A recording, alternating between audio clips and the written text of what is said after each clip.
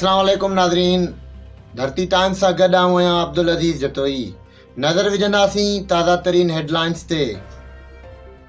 सांगड़ मां महेश मेहराज जी ख़बर शामिल कंदासीं। सांगड़ पीर सैयद सुबकतुल्ला शाह शहीद government boys degree college Sanghar तारीख़ी तालीमी मरकज़ आहे।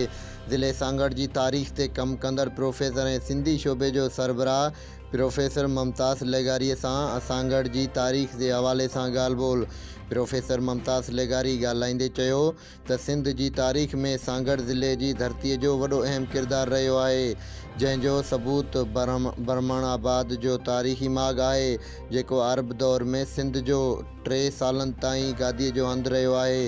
वॾी अहम ॻाल्हि उहा बि आहे त सिंध जी तारीख़ में सिंध जे लाइ अंग्रेज़नि सां जेका सूर्य बादशाह जी अॻुवाणीअ में तारीख़ी वेड़ थी, उन जो मरकज़ बि सांगड़ रहियो आहे।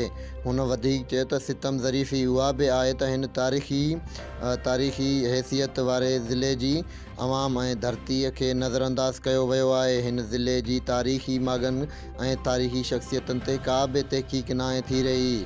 हुन आख़िर में उहो बि चयो त सिंध वासी ऐं सांगड़ वासी जी हैसियत में मूंखे तमामु घणो ॾुखु थींदो आहे त बावजूदु हिन ज़िले में तेल ऐं गैस जा वॾे तादाद में ज़ख़ाइर दरियाफ़त थिया आहिनि। तंहिं बावजूदु बि हितां जा माण्हू गुरबत जी लकीर खां हेठि ज़िंदगी गुज़ारण ते मजबूर आहिनि।